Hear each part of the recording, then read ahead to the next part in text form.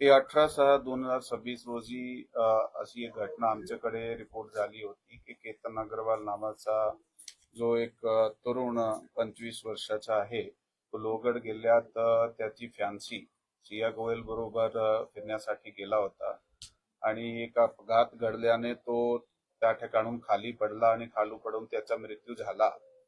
असा माहिती प्राप्त झाल्यानंतर पोलीस दल आणि तिथले सिव्हिल सोसायटीचे कॉर्पोरेशनने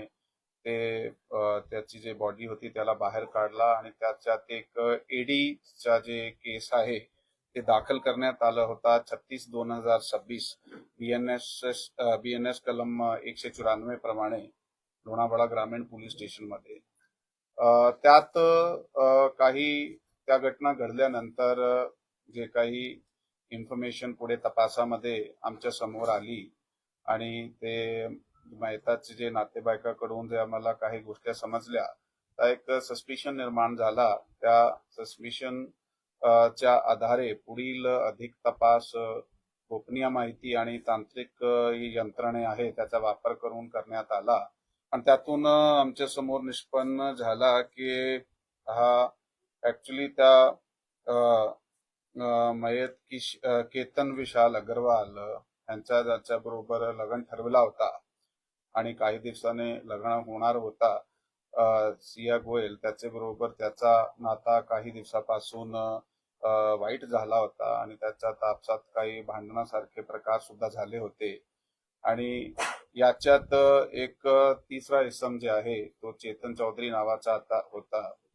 आणि तो व्यक्ती की सिया गोयलचे बरोबर त्या दोघांने कट रचून त्याला मारण्याचा त्यांनी कट रचला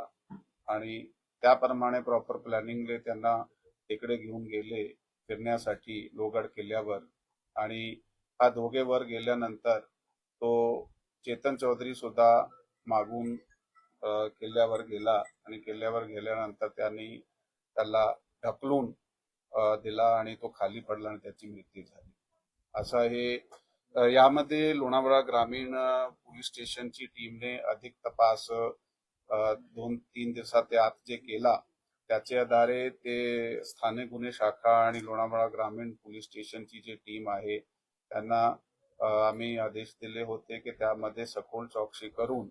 ह्याला उघडकीस आणायचे आणि दोघा टीमने मिळून चांगला काम केलेलं आहे. यामध्ये पुणे रूरल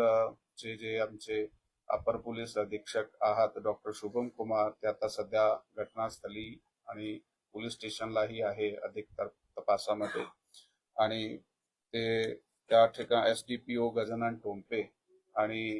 लोणावळा ग्रामीण पोलीस स्टेशनचे पोलीस निरीक्षक तायडे साहेब आणि त्याच्याबरोबर स्थानिक गुन्हे शाखाची आमची जी टीम आहे त्याचे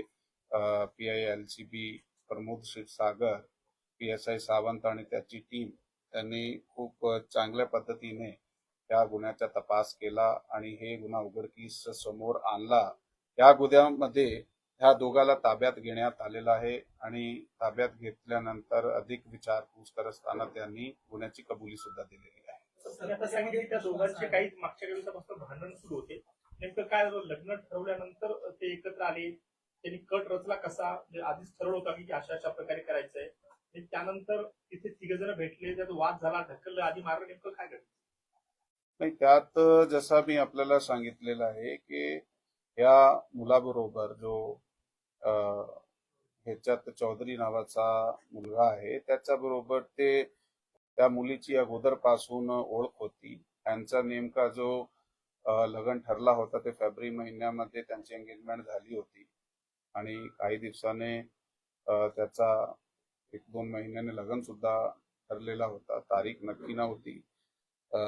परंतु त्याला ते मान्य